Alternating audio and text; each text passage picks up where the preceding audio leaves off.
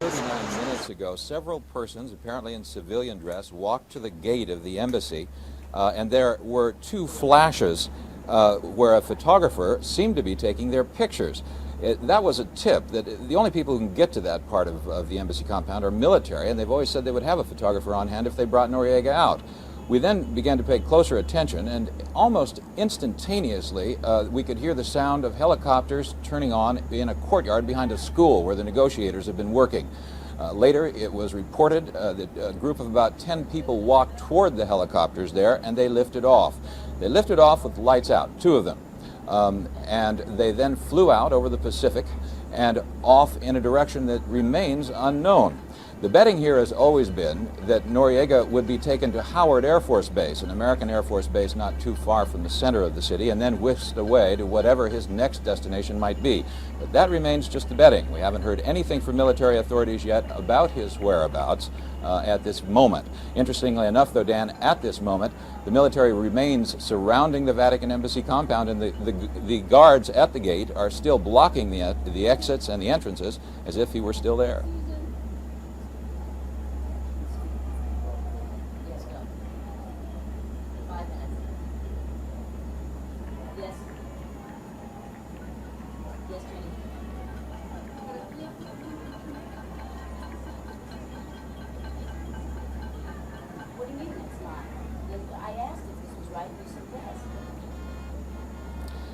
Well, the man in the white uniform, of course, was, we believe, Manuel Noriega. And ironically, he was, it seems, wearing white this evening.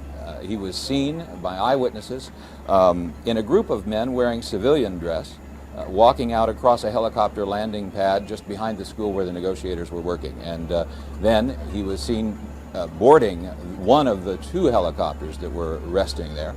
After a short time, then those helicopters took off out to sea.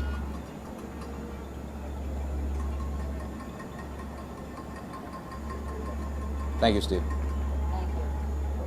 CBS is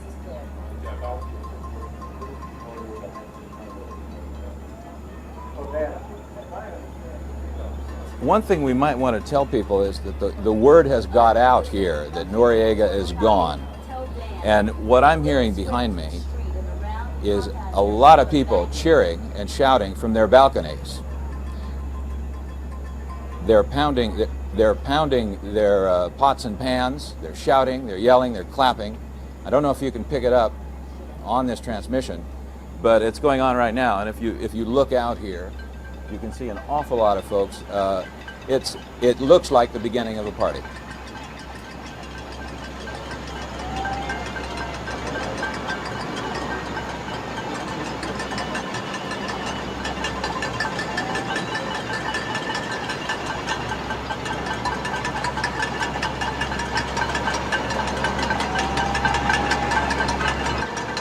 Bubba, can you hit that apartment building, any of the people banging pans? Can you get a shot of it? Go off me.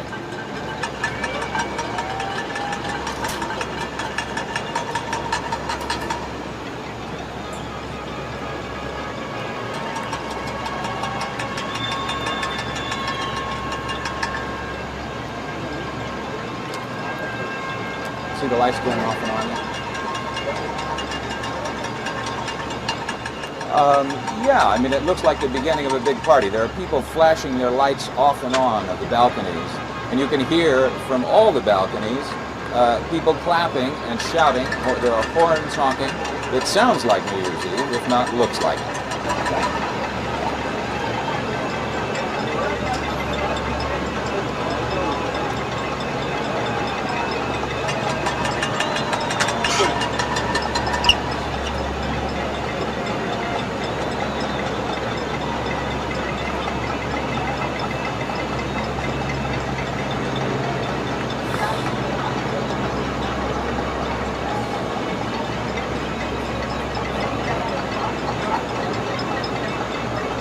We copy that.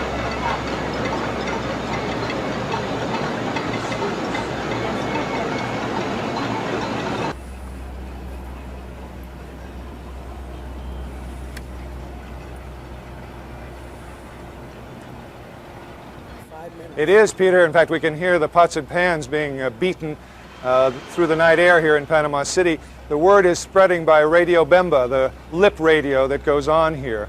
We think we have something more, of course, than lip radio, because we've had night scopes trained on the airfield right at the side of the embassy.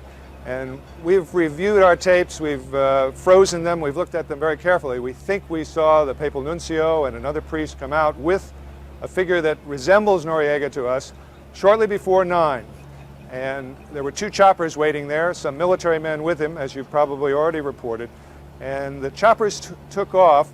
Noriega appeared to get into the first one, and they lifted off without running lights, so it was very difficult to see them. But we had cameras trained against the night sky and against the skyline, and so we were able to show the choppers leaving, and they did head in the direction of Howard Air Force Base. Well, Donna, during the demonstrations today, there were several thousand people. In fact, many people say it's the largest crowd that this city has seen in 2 years in the street demonstrating, asking the Vatican to turn Noriega over, and also demonstrating to eliminate the military here and create nothing but a national police force, a la Costa Rica. Their wishes that Noriega be taken out of the embassy and turned over to someone or the United States came true, by my watch, approximately 45 minutes ago. What you're now seeing are night lens pictures. You can see figures moving out. As we understand it, the dark, short figure in the middle is General Noriega being taken to a car in front of the embassy. These are, again, black and white night lens pictures taken about a half an hour, 45 minutes ago in front of the embassy. General Noriega came out of the embassy, and it's, as you can tell, it's very, very hard to see, but we managed to see they left, and then these helicopters, these 2 American Black Hawk helicopters, took off from an area behind the Nunciateria, or in front of the Nunciateria, the Vatican Embassy, and took off in the general direction of Howard Air Force Base, which is on American territory in what used to be the Canal Zone. As President Bush said, General Noriega is now in custody. He was on one of those choppers and is being taken to Miami to stand trial on drug charges. Right now, you can see a crowd gathering at the checkpoint down near the embassy, people going in circles. We can hear what sounds like gunfire, but it's actually fireworks. There are fireworks going off in the distance. You can see them exploding over the city. I'm not sure how well you can hear the horns from where you are. People are leaning out their windows, banging pots and pans, honking off horns. Fireworks had been going off over some of the skyscrapers here. Everyone is jubilant. We don't expect that there will be a large number of people in the streets yet, but there may be in a while. As we are led to understand it now, according to the Vatican's ambassador here, General Noriega left voluntarily, which is what the Vatican's ambassador always said he wanted. Monsignor Sebastian Laboa said he would never force Noriega out, that Noriega would go voluntarily. He apparently has gone voluntarily and is now going to Miami. It's been a long time, it seems, since General Noriega was in power, the strongman of this country, crushing all dissent, but it's actually only been a little over 2 weeks. As we're led to understand it now, General Noriega voluntarily decided to give himself up and apparently take his chances on facing drug charges in the United States. Now, as President Bush said, he will be flown to Homestead Air Force Base outside of Miami and arraigned in U.S. District Court. Over my shoulder here, I can hear skyrockets hissing and whistling into the air, going off in sparklers above the city behind me. The demonstrations earlier tonight petered out very quickly. There were several thousand, maybe tens of thousands of people in the streets. The demonstrations were orderly, and then the demonstrators faded away into the streets. Most of them are probably back out in their cars now, preparing to defy the curfew, which starts in an hour and 10 minutes. There have been some fireworks set off. Everybody seems very happy, but we're going to have to wait and see how short or long-lived that happiness is. They have a devastated economy here, wrecked by both an invasion and American sanctions, and they have an economy and an international reputation that was severely damaged by General Noriega and his alleged drug trafficking. In Miami, he will face drug trafficking charges, but many people, including some sources on the U.S. Senate Foreign Relations Committee, are worried about that. They say because Noriega was a U.S. intelligence asset for so many years, it is conceivable the administration might try to excise some of the charges against him on the grounds of national security. He, according to late information handed me, Noriega left with Monsignor Laboa in 2 vehicles and with priests, and was received outside the embassy by General Mark Cisneros, commander of U.S. Army South. So that, as well as we know it, is the latest story here. Charles Jaco, CNN, reporting live from Panama City.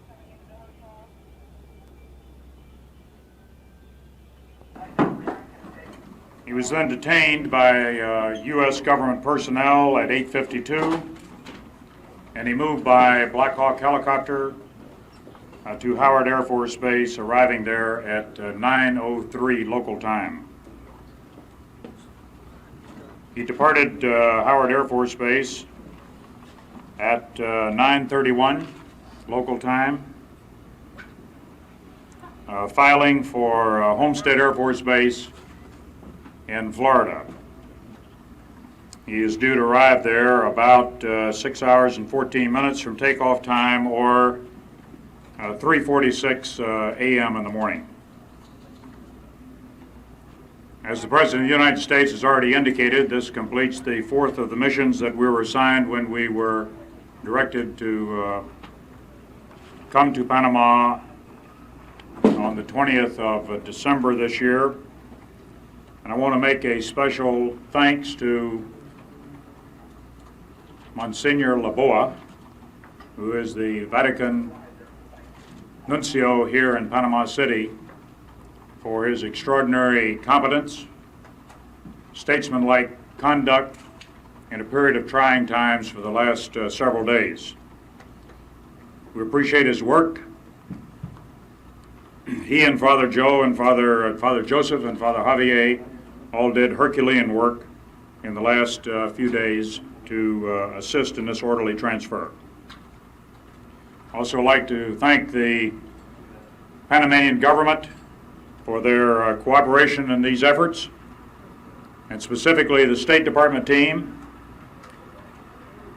Undersecretary of State Eagleberger came in last night, spent the day with us, and departed tonight, headed for the United States. Ambassador Davis, the DCM, John Bushnell, Mike Kozak from Washington, just to name a few, who have participated in this effort in the last several days to come to completion on this phase of the operation.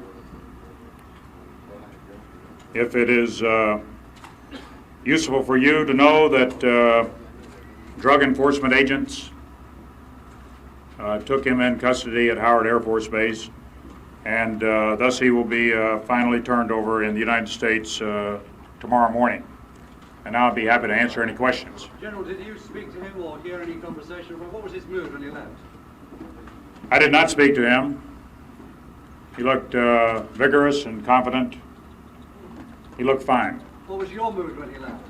My mood was job well done by the troops that have come down here, Army, Navy, Air Force, Marines, and Coast Guard, State Department team, Panama Canal Commission employees.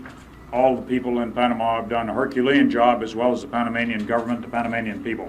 General, what convinced him to leave in the final analysis?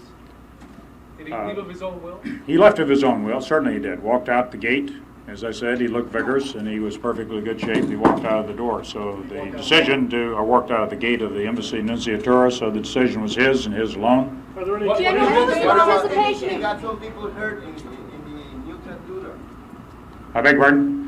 What about he got some people hurt in the nunciatura? That I don't know about. I don't know anything about anybody being hurt in the nunciatura. As far as I know, Mr. Mondrian, Mr. Gaitan, and the Castillos are still in the nunciatura. General, what was your participation of Panamanian General authorities in Noriega this? offered anything in exchange for turning himself in.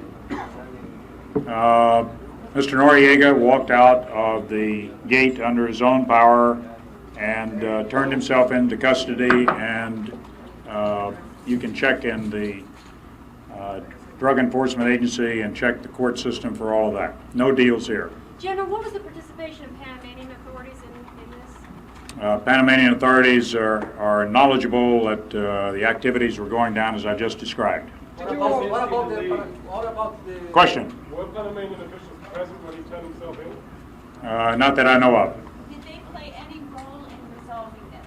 I'm sure they did, but I'd rather not comment on those at the moment. What about Noriega's wife? What about it? Noriega's wife. I cannot give you any description of Mrs. Noriega. Did you always think you would get him? Did we always think we would get him? We were happy that he had turned himself into the nunciatura.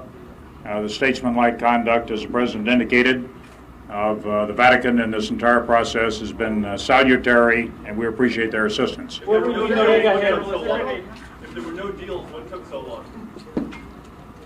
People have to make up their own minds about things. General, what finally convinced him? I couldn't tell you that. General, was there any plea bargaining at all? Not that I know about. Where will be Noriega held? Beg pardon? Where will be Noriega? I can't tell you that. You'll have to check either with Washington or the Drug Enforcement Agency in the United States. I cannot tell you that. Back in the back. General, when did you first know this was going to start happening? We knew several minutes before the event took place. Why did the DEA, not U.S. Marshals, bring him in? Questions over here? Oh, you already had one. Anybody else? Yes. Take us through the process. Exactly. How did you take us through the process of how you first heard, who told you what, and whether the Vatican told you, and so on? No, we had a contact with our expert negotiator who's been on the scene an entire period of time, General Mark Cisneros. And he received a phone call, said, would you kindly report to the gate? And we did report to the gate, and the events unfolded just as I described them. Why did the DEA just, not U.S. Marshals? You'll have to contact the Drug Enforcement Agency to find out about General, that. if you only knew a few minutes beforehand, why did you have helicopters waiting over an hour before? We are always prepared to do anything at any time. Like the Boy Scouts. General, who received him at the gate? Who received him at the gate?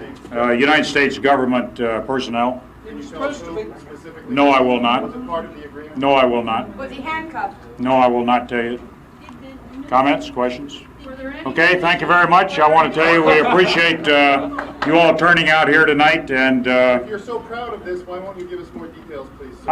I'm telling you what I just told you, and thank you very much for your courtesy in coming over and getting the information we're able to share with you. Again, we thank the Papal Nuncio for outstanding job. Well done. Good night. Happy New Year to all of you.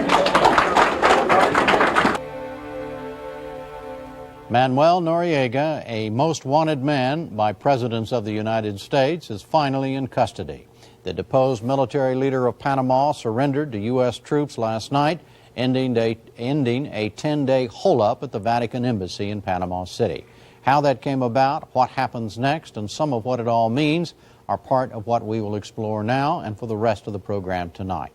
We begin with a report from Panama City by correspondent Charles Krause.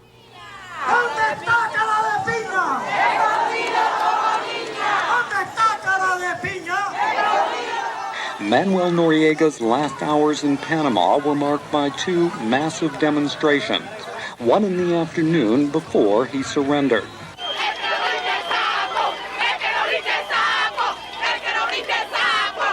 The second last night, when tens of thousands of Panamanians turned out to celebrate his departure. But it was the first demonstration near the Vatican Embassy that reportedly played a key role. It apparently convinced Noriega he had no choice but to leave Panama. According to informed sources, the general was already under pressure from the Vatican. When he heard the crowds outside, according to these same sources, Noriega made his final decision to surrender last night to the United States. In Panama yesterday, Deputy Secretary of State Lawrence Eagleburger denied any role negotiating Noriega's surrender. Is a subject, let me make perfectly clear to you all, that has not been on our agenda at all today. But within 3 hours of Eagleburger's departure from Panama, Noriega was also on his way to the United States. The result, pandemonium on the streets in Panama City. Noriega is finished! Panama is free now! GIs celebrated along with average Panamanians. Among the crowd, Panama's new vice president, Guillermo Ford. Ford was savagely beaten by Noriega's Dignity battalions on the same street just a few months ago. This same avenue, people were killed, people were persecuted, and they were asking for justice, democracy, and freedom. The celebrations lasted well past Panama City's 11 p.m. curfew. With Noriega facing drug charges in Florida, it was as if New Year's Eve had finally come to Panama 3 days late. Today, General Mark Cisneros described the circumstances surrounding Noriega's departure. I think the issue of the free press now coming out and indicating the atrocities that he was involved in and the various crimes, and the fact that the majority of the Panamanian people support it, and the nuncio talking to him and telling him what's in your best interest. You have to face justice. After all, the American system is you're under indictment. You have not been pronounced guilty yet. You have to go through a system that is renowned in the world for being fair.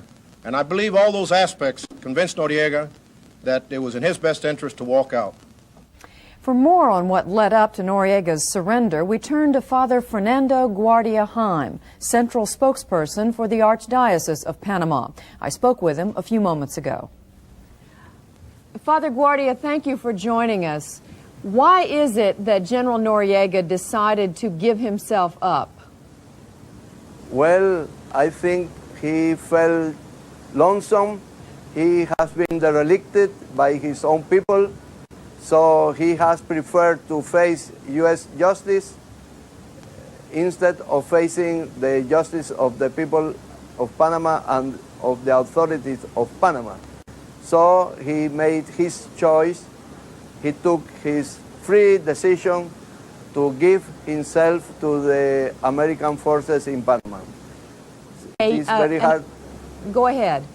Yes, it is very hard for us to see this going through, but in a sense, it is also a relief.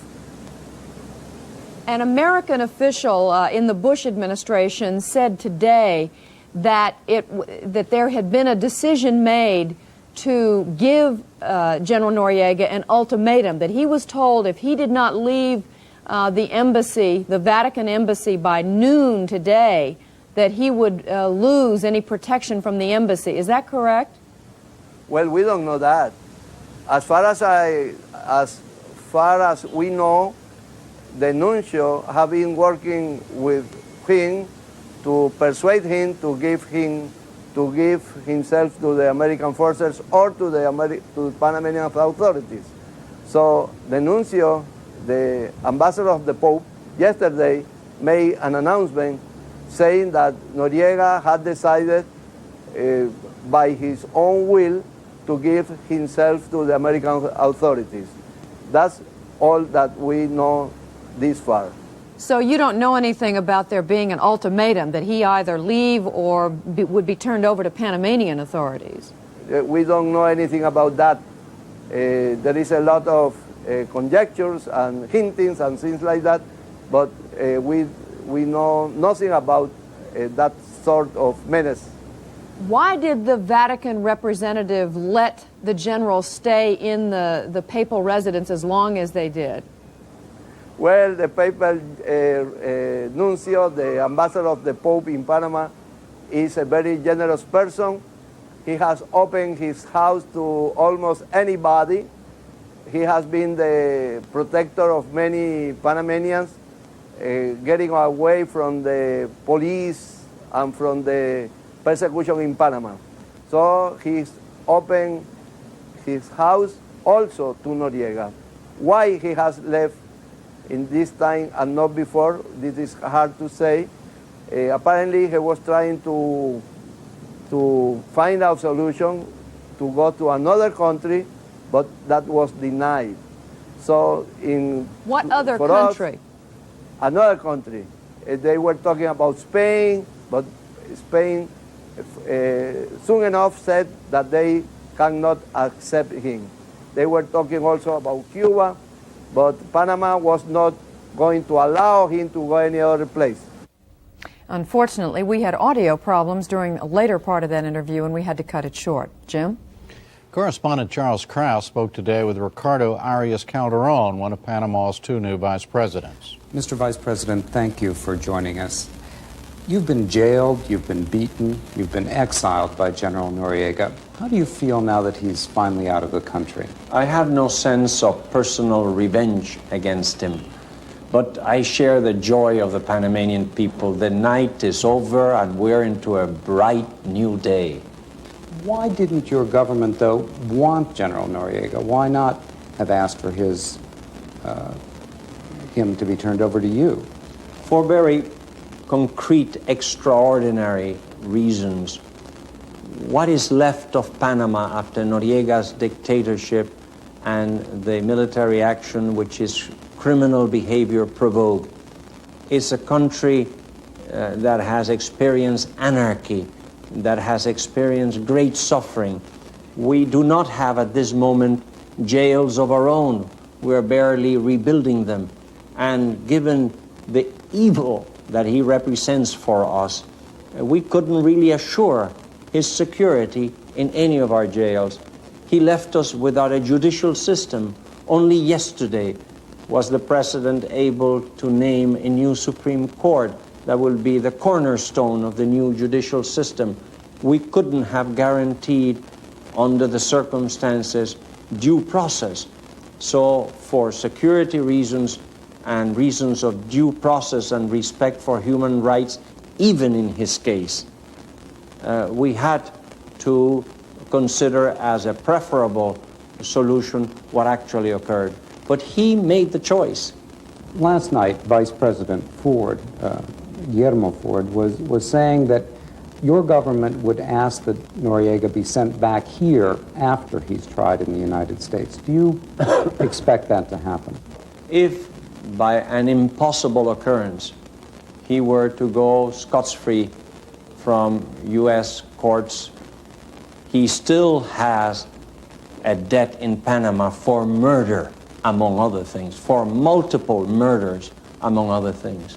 So were he to be freed by U.S. courts, obviously we would be requesting that he be turned over to Panama at a time when our courts will be already reestablished and we could guarantee security. On the other hand, you're not saying that you will automatically ask for his extradition back here after he's tried in the United States. From my perspective, once justice is fundamentally done in his case, we better be rid of him. You at all concerned, even though there has been, seems to be a great deal of support for his being taken to the United States, are you at all concerned that your government could be perceived as weak, as too close to the United States, that one day this could come back to haunt you in a certain way? Well, let our people be judge of that. Yesterday they celebrated like at no other time in a generation. And let the people be judge of the choices we made, the historical choices we made, once we learned that the decision to carry out military action against Noriega had been taken without our requesting it. I think our own people have passed judgment on that decision on our part, and it's a very positive judgment. We all feel that in many ways we have been liberated from a night of witchcraft, of murder, of corruption, of pornography. As things unfold, it's incredible to think what we were under, even much worse than we had ever imagined. And we all have a sense, my God, we're finally rid of it. There have been some reports of Noriega supporters, the Dignity Battalions, some of the former PDF officers who may be out in the rural areas of this country, perhaps armed, perhaps waiting for the U.S. Army to leave to attempt to begin some sort of guerrilla war against your government. Are you concerned about that? Well, that is something we have to keep in mind as an eventual possibility, not to worry about, but to prepare to meet if need be. I don't think there is actually any danger of that. But Noriega had turned Panama into an arsenal. Many arms have been recovered, but obviously not all. And there remained not organized groups of the Dignity Brigades, but the network of contacts that they had. And I think these two elements are such that they may pose at some point a security concern that we have to deal with. Are you satisfied that the United States is prepared to give enough economic aid for you to be able to get this country back on its feet again? I would hope so. And clearly the commitment that Mr. Eagleberger transmitted to us would give reality to that hope. But I would like to say something. People died for Panama's liberation. Hundreds of Panamanians died, and that's a sorrow we carry with us. But also Americans offer their lives for Panama's freedom. I think we owe to those people that we continue working together to rebuild Panama so that their sacrifice will not go down the drain in social and economic despair for the people of Panama. Now to the U.S. Secretary of Defense, Dick Cheney. Mr. Secretary, welcome.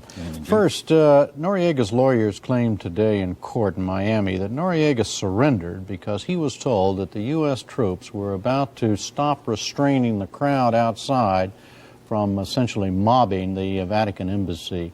Is that correct?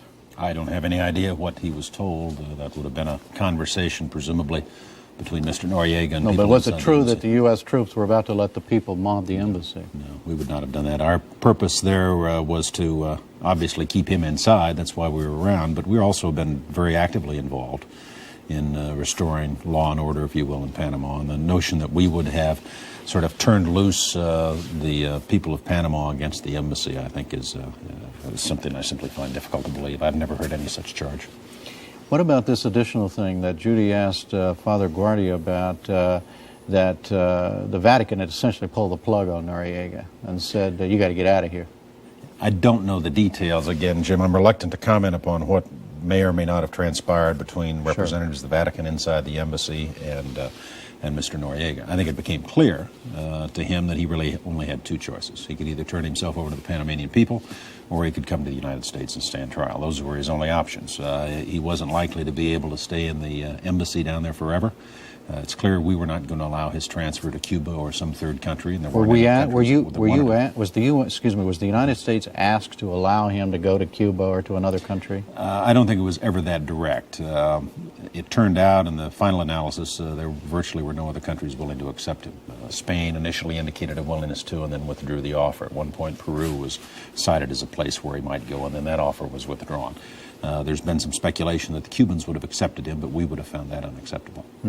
But you're saying the United States was never formally asked to let this guy go to another country? No, to my knowledge, that was never a formal request of us to allow him to go to a third country. I think we made it clear what we wanted was for him to come to the United States, and that's ultimately what happened. Well, now, how did the U.S. make all of this clear? What was the process of negotiation, of the procedures involved here? Well, there really were sort of negotiations on two different tracks.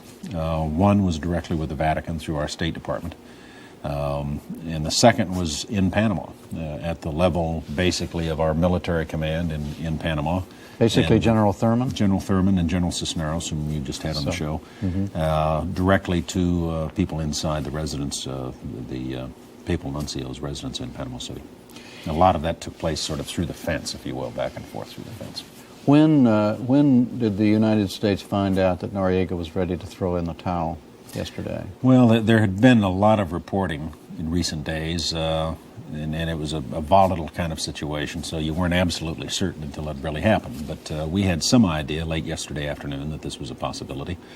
I conveyed to the White House the notion late in the day yesterday that there was some indication that, in fact, General Noriega might be prepared to come outside, and then when it finally occurred last night about 9 o'clock, I called the President and let him know that in fact we did indeed have General Noriega.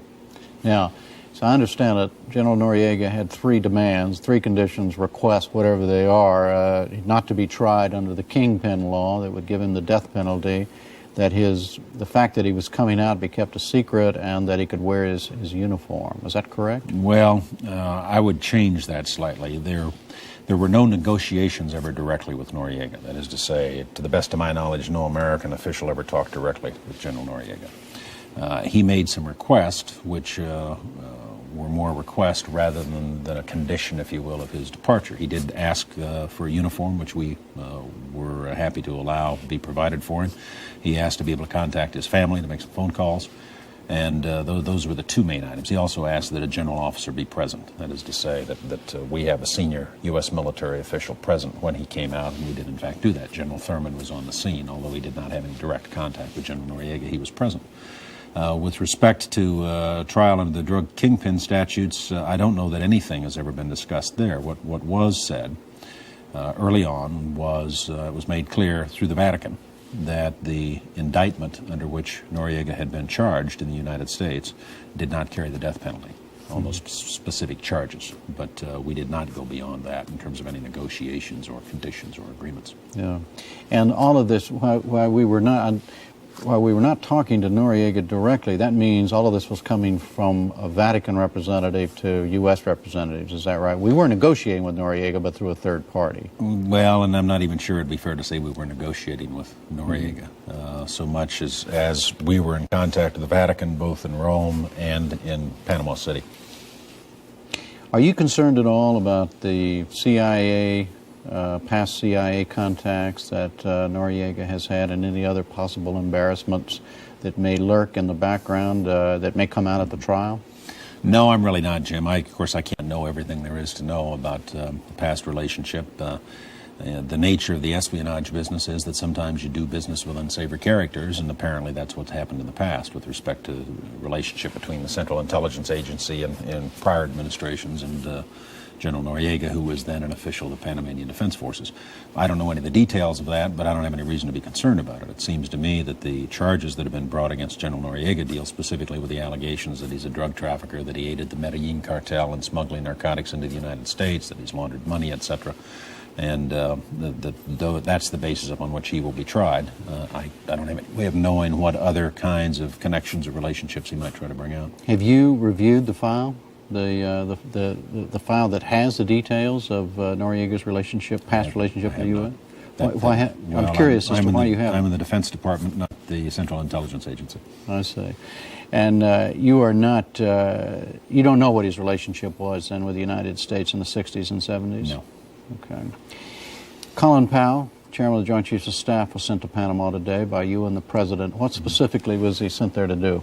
Well, he's got several responsibilities. One, I think he wanted to see the troops, normal reaction for the man who had major responsibility in planning the operation and then seeing that it was carried out.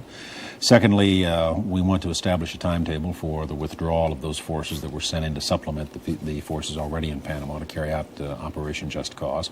He'll sit down with General Thurman and work out a schedule and bring it back this weekend, and so that next week we'll be in a position to do some fairly detailed planning and bringing home those troops that were sent to Panama, and generally wrapping up the operation, seeing what additional kind of assistance might be required, reviewing the operation itself so that he's got a full understanding. I went down Christmas Eve and Christmas Day and found it extremely useful to talk to the people on the ground who were actually involved in the operation, and Colin wants to do the same thing. Can you give me a ballpark guess now as to when all of the combat troops will be out? Now, we have to break that. There were 26,000 U.S. troops there altogether. There were roughly half of them were already there on permanent duty, and another half came in. Can you give me a breakdown as to how the people who came in for the invasion, how many of those will be gone and when? Sure. Well, first of all, we had a core group in Panama under the treaties that's always stationed in Panama. We had added to that a couple of thousand additional personnel last May when the tensions began to build in Panama, and then we supplemented that again with the added amount that took us up to about 26,000 in recent weeks. The new latest arrivals, if you will, are the ones that are most likely to come home first. That would include things like the Ranger Battalion, one of which came home just yesterday, the brigade of the 82nd Airborne that was involved in the airdrop to Kuman Field. And I would think that within the next month or two, again, depending upon what the chairman is able to work out with our commander on the scene, that within the next month or two, we'll be able to bring home most of those troops that were supplemental, that is, that were sent in within the last couple of weeks in connection with Operation Just Cause itself. It's still an open question of what kind of presence we're going to want to have long term. Clearly, we're going to want to have a major presence there. We have an obligation and a right under the treaty to do that. But we need to work with the Panamanian government, with President Endara and his people, in terms of seeing what kind of special assistance may be required for the next few months while they get back on their feet. How are they doing getting back on their feet just from a simple question of maintaining order, both police and military? I think very well. When I was there just about a week ago. It was a few days after the operation. We still had some sniper activity, but the looting had stopped at that point. Most of the organized resistance had been ended by then. Now we're in a situation where I think you can clearly see from the reaction of the Panamanian people to the arrest of General Noriega last night that they are delighted with the situation. The government appears to have widespread support. They've got a new government in place. They've got provincial governors appointed for all the provinces. They're doing a good job of rebuilding the security forces and bringing on board some people to manage that operation so that they can provide for their own security. They clearly need additional help and assistance, but Larry Eagleburger's just been down to work up that package, and I don't think at this point we want to make a mistake of pulling out too soon or of not following through to final completion on our activities. But I think they're well on their way to being established as a good, solid, democratically elected government. Vice President Calderon laid out for Charles Krause in that interview what the human cost has been of this U.S. invasion. From your perspective, looking at it now, has it been worth it, including the 23 American deaths, military deaths, 3 U.S. civilians and so on, plus the hundreds of Panamanians who died? Well, it's always a difficult judgment to make. I don't think any president has ever lightly made the decision to send American troops into combat, especially one like President Bush, who has himself served in combat and seen his own shipmates die in the service of the country. To say, was it worth it? Was it worth it to have a man standing in a courtroom in Miami today? I would argue, Jim, that wasn't our only objective. And just as we said at the outset, we had several objectives. We wanted to safeguard American lives, which we felt after our Marine was murdered a couple of weeks ago that it was important for us to act. We wanted to safeguard and protect our interest and rights under the treaty. We wanted to restore democracy to Panama. We've done all 3 of those. We've also, the added 4th item, now returned to the United States to stand trial an alleged drug trafficker of significant proportions. Now, on balance, I would think that has been a successful operation. You wished you could have done it without any loss of life to anybody, but that's not the world we live in. I think it is an operation which was carried out very well and very professionally by the young men and women who were involved in it. Well managed, if you will, by our officer corps, General Powell, General Thurman, and I think the President deserves a lot of credit for having had the courage to make the decision to go forward with it. Within the military ranks, was this a popular operation? Do they believe it was worth 23 of their comrades' lives? I think that they look at it as an operation that showed what the U.S. military is capable of doing, and that when we're called upon to protect American lives and American interest in other parts of the world, that we've got the training and the know-how and the equipment to do the kind of job that the American people expect us to do for them. It would be nice to live in a world where there's never a need, if you will, to send in military force to protect American interests, but that's not the kind of world we live in. Mr. Secretary, thank you very much. Thank you, Jim. Judy?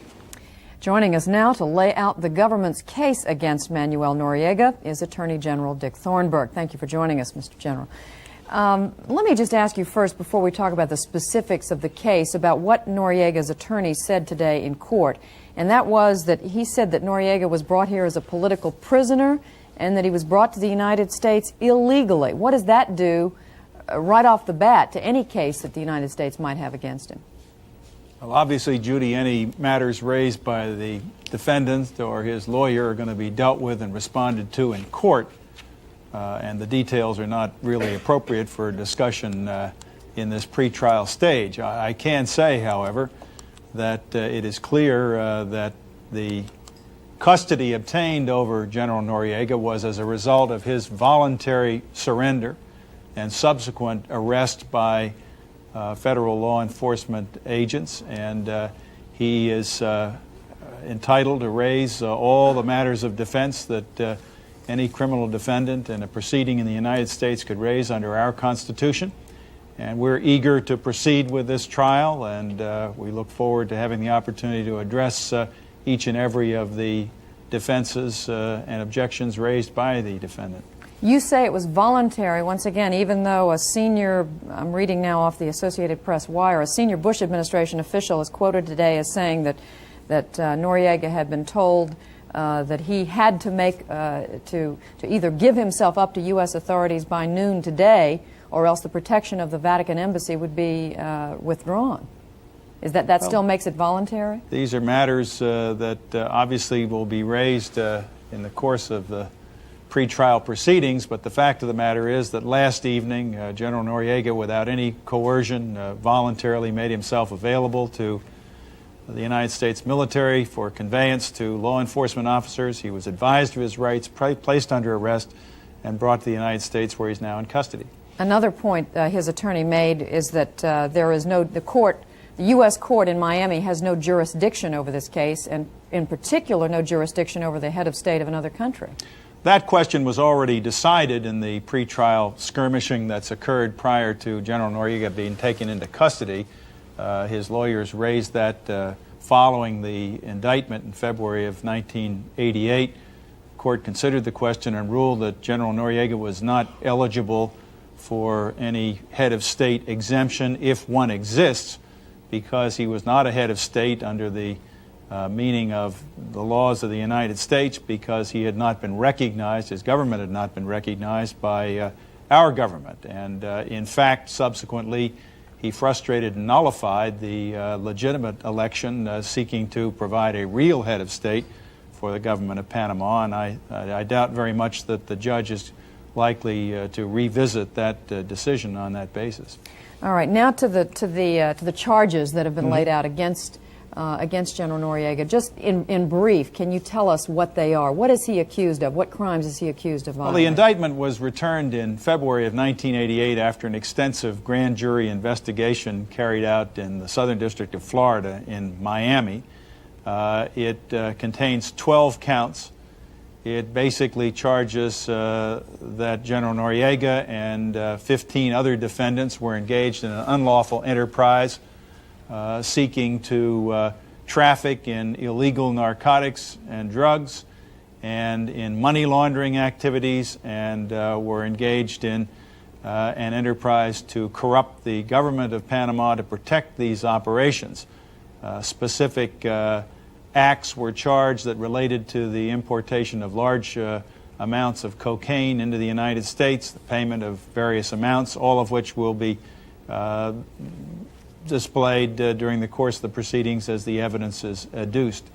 In effect, what was charged was that General Noriega provided a safe haven for the Colombian Medellin cocaine cartel in Panama for its operations, for its clandestine labs, for the money laundering operations that were carried on through Panamanian financial establishments that Pablo Escobar and the Ochoa brothers, who are major figures in the Colombian drug trafficking operations, were able to take advantage of the hospitality extended by General Noriega to carry on their multi-billion-dollar business operations. That is the substance and the heart of the offenses charged in the indictment, which we now must proceed to prove through legally admissible evidence adduced in the court in Miami. And what period of time are we saying this took place? This was during the 1980s up to the time of the indictment being returned. How tight a case does the government have, do you think? Well, I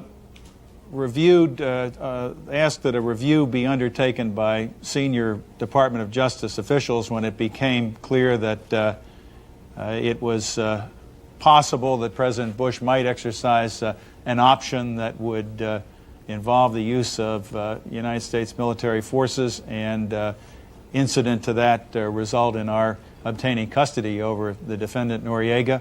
Their review was reported to me to find the case in good order, that the lapse of time since the indictment in February 1988 had not affected the quality of the evidence that was available, and that we were ready to proceed to trial, as we indicated today in the courtroom in Miami.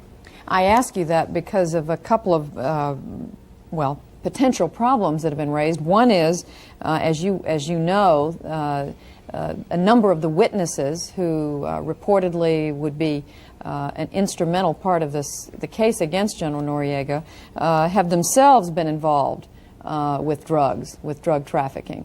How concerned are you that their credibility might be impeached? Well, again, without assessing individual items of evidence or individual witnesses, this is not an uncommon occurrence in a conspiracy-type case brought under the racketeering laws, but again, I can only reiterate that the quality of the evidence in this case convinces me that we can successfully bring to trial the charges contained in the indictment. There's also a great deal that's been made, as you know, Mr. Attorney General, about Noriega's working for the CIA and also for the DEA, the Drug Enforcement Administration, and the questions that are raised about classified information coming out during the course of the trial. How concerned are you about that? There hasn't been any such information brought to our attention in the course of the review of the evidence in this trial. Of course, at this point, we can't anticipate what the defense is going to raise in the course of the trial, but I can say at this juncture that is of no concern to us at the present time. When did Noriega work for the CIA and for the Drug Enforcement Administration? I don't think it's appropriate to discuss any of the evidence that might come forward at the trial because of the fact that we are in the period leading up to that trial. So as regards specific items, I have to, much as I'd like to share them with you, I think for the protection of the defendant's rights and the integrity of the case, I'll have to beg off on that, Judy. Can you say anything about what his responsibilities were as an informant for the U.S. government? I don't think that'd be appropriate, really, during the course of this pretrial stage in the trial. Why did the United States agree to assure Noriega that he would not be subject to the death penalty? I mean, there is, after all, this new kingpin law, I think that's what, the drug kingpin law, that does permit execution as one of the penalties. I think there's a misunderstanding, and I would refer to what Secretary Cheney properly noted about the assurances given to the defendant Noriega. Those assurances were simply a statement of fact that the charges that he is facing in Miami do not call for the death penalty. And that assurance was necessary in order to, I presume, satisfy him that by returning to face those charges, he would not face the possibility of a death penalty being imposed. President Bush has called Noriega a thug, among other things. How sure can anyone be that he's going to get a fair trial in this country? Well, this is not a case without precedent. We've had, within the last decade or so, a number of very highly publicized cases that involved characterization of the conduct of the defendants by members of Congress. I refer specifically, obviously, to the Watergate case and the cases growing out of the Iran-Contra inquiry. And the courts have a challenge to find a jury that hasn't prejudged the case, but that hasn't proved an insurmountable barrier, and I expect that the court will exert itself to the utmost to assure that that goal is reached here. All right. Well, Mr. Attorney General, we thank you for being with us. Thank you, Judy. Jim? Finally, what impact will Noriega's arrest have on the drug kingpins of Latin America and on the war on drugs in the United States? We discuss that next. Charlene Hunter-Gault is in charge. Charlene? We hear now from two men intimately involved with that war. They are William Bennett, the administration's drug policy chief. He's just outside the Civic Center on the campus of the University of Texas in El Paso. And Senator John Kerry, Democrat of Massachusetts. Senator Kerry heads the Senate Foreign Relations Subcommittee on Terrorism, Narcotics, and International Operations. He joins us tonight from public station WGBH in Boston. And first to you, Secretary Bennett. You've said that the Noriega surrender shows that the drug war was moving toward dawn. What did you mean by that? What I meant, Charlene, is that the president said, if you'll remember in his inaugural, that the day of the dictator is over. And the events in Eastern Europe suggest that the president was right. What I'm suggesting is that this event, the demise of Mr. Gotcha, the extraditions that we're seeing in cooperation with Colombia and a number of other events, is that the long night of the drug lord, of the drug cartel leader, may be beginning to end. Beginning. We're not there yet, but I think what happened today, what's happened the last few weeks, removes any doubts about the seriousness of this country and this government in pursuit of this end. Mr. Gotcha, just for the record, being one of the members of the Medellin cartel who was killed a couple of weeks ago, I believe. Senator Kerry, do you agree? I mean, do you see this as the same way as Secretary Bennett sees it? Well, I think it's a beginning, certainly, as to the drug lords, and it has the capacity to send a major message. I think Bill Bennett, incidentally, has one of the tougher jobs and is doing it well, but I am concerned, and he knows my concern, and I think he may even share it, that we not be lulled into believing that this war is going to be won on the interdiction front or on the elimination of the drug lords, those we can get to. Clearly, the drug war has got to be fought more intensely on the domestic front, on the demand side. And my concern remains that unless we can place additional resources yet beyond what we did this year in the appropriations process, into the education process and treatment process and our law enforcement community domestically, then a Noriega effort and even the other efforts could be restricted in their importance. Secretary Bennett, do you think there is a danger that this move on Noriega could result in this lulling effect that Senator Kerry just referred to? I don't think anybody's going to be lulled into a feeling that this is over. After all, a few weeks ago, Senator Kerry knows, we heard people saying we had to surrender because we couldn't make any progress. So no, nobody's being lulled into thinking this is an easy win or it's in our hands. But there's a lot we have to do. I was with Senator Kerry in Boston. We visited a school, a treatment center. I agree with him. We need more efforts in treatment and education and on the home front. But this is a major criminal enterprise, an international one, about which Senator Kerry has spoken eloquently. And now that I think we're taking some good, serious steps against them, is not the time to say, well, let's de-emphasize that. We're starting to make some headway, and by all means, let's stay at it. Let's keep the pressure on all fronts. That's not what you're saying, is it, Senator Kerry? No, that's not what I'm saying, and I'm certainly not saying that at all. I think that we clearly have to continue the pressure on the interdiction front, and as Bill knows, I was one of the early people calling for efforts to deal with General Noriega. But my concern is that, for instance, on the money laundering front, Panama is a major money laundering center. Even with the departure of General Noriega, unless we follow up quickly with a visible and intense effort to enforce banking code of ethics and to demand the international financial community's participation, we could not only lose access to the assets of General Noriega, but we could watch others fill his shoes because of the lucrative nature of the business. But I just want to emphasize, this is a major gain, and I congratulate Bill Bennett and the President because it is a major gain. I just want to make sure that we focus on the other parts of it, which I think are still neglected. Secretary Bennett, you want to respond to that? Yeah, I agree with the Senator. We cannot be, I think, so taken with the drama of events that we lose sight of the more prosaic but nevertheless equally necessary things we have to do, such as the money laundering efforts. And Senator Kerry's been a leader in the Senate on that front. One comment I'd make, though, is people think about, stepping into the shoes of a Noriega or stepping into the shoes of a Rodriguez Gotcha. The rules have changed this much. They may consider that as they step into their role, they may also share their fate. And that means that the psychological cost of doing business for the drug dealers, I think, has gone up. That's a new thing, and that's a good thing. Do you think that the Noriega arrest puts the U.S. in a stronger position to cut off the flow of drugs to the United States? I mean, you're talking about stepping into the shoes, but Gotcha is the only one of those guys who's been taken out recently. There's still, as Attorney General Thornburg said a few moments ago, there's still Pablo Escobar and Ochoa and the rest of the cartel. I know, Charlene, before we got a kingpin, everybody said, when are you going to get a kingpin? Now we got a kingpin, and we have another alleged major drug dealer. People are saying, well, there are still others to get.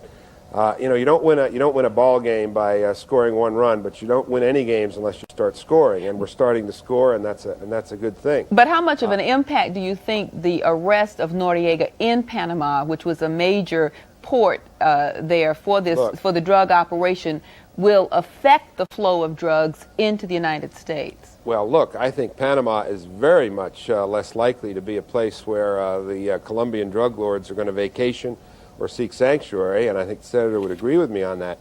They were moving in and out of Panama whenever the heat got on in Colombia. Now you've got Barco putting intense heat on in Colombia. The president of Colombia. Panama is effectively closed off. It's certainly not a welcome mat anymore, and that's a very good and important thing.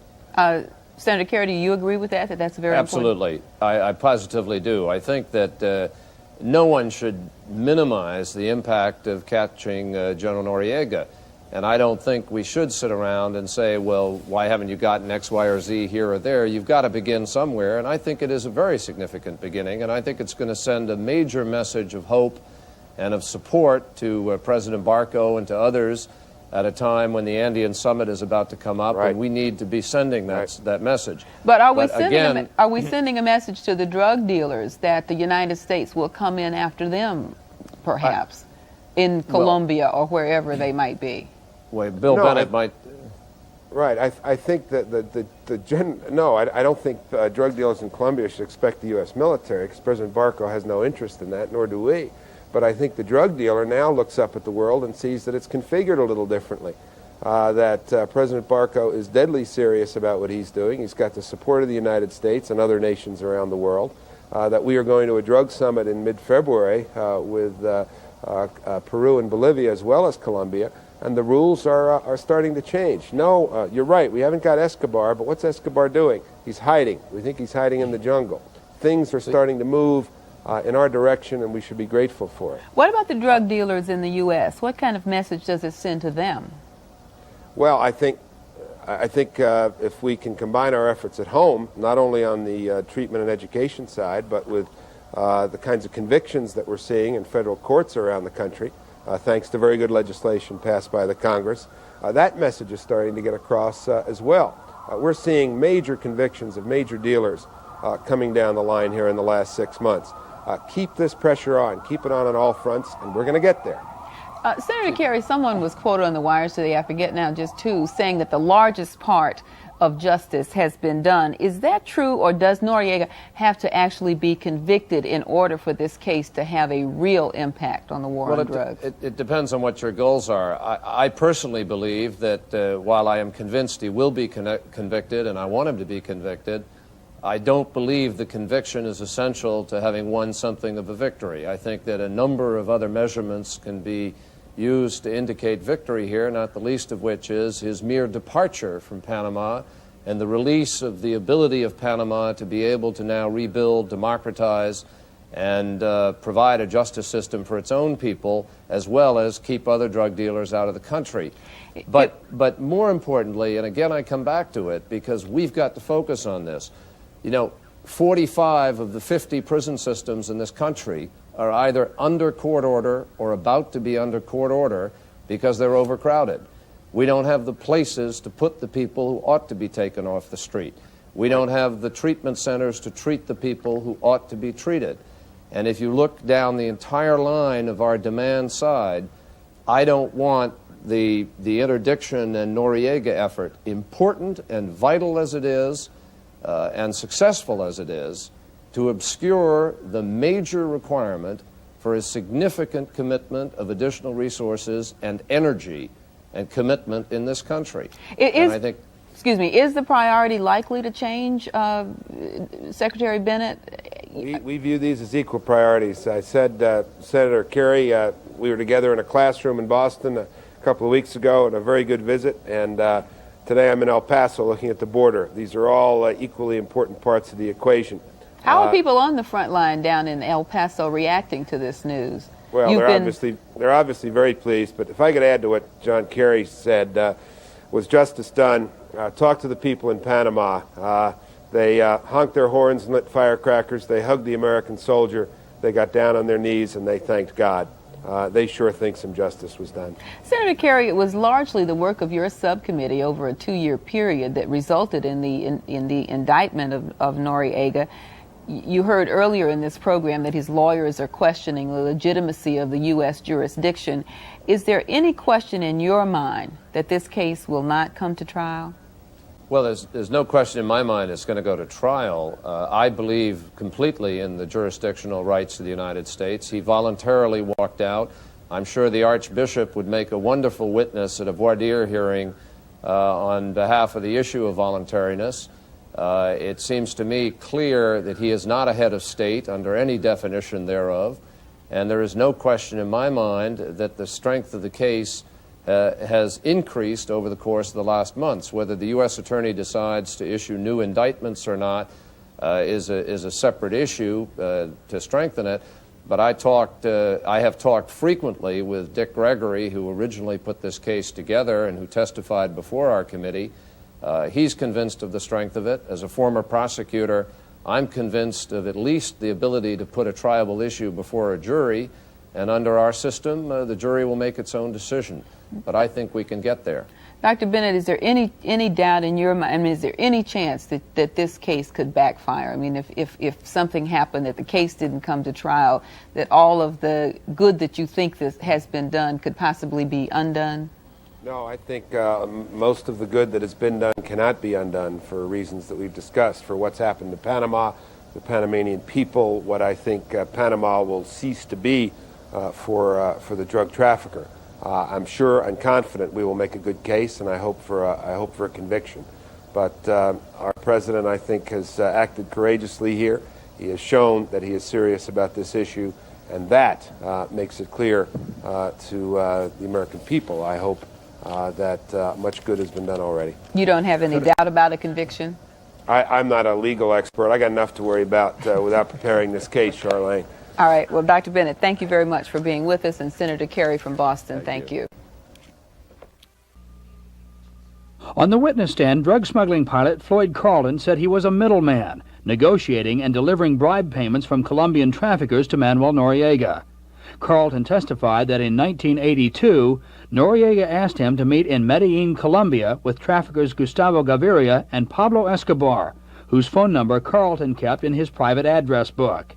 At the meeting, the Colombians offered to pay Noriega $30,000 to $50,000 to protect a drug flight to Panama.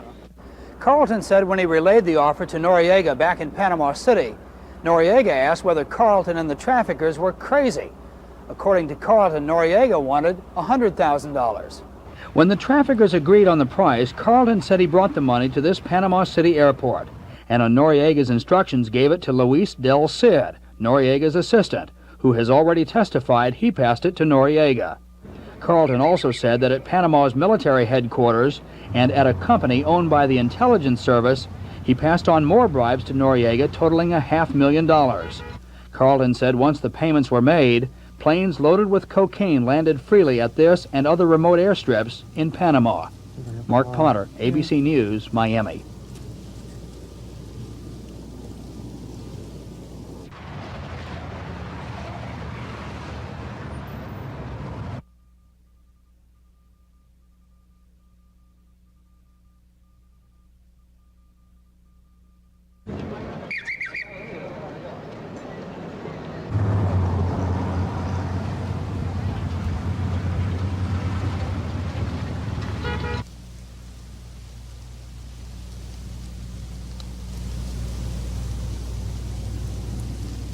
In the car.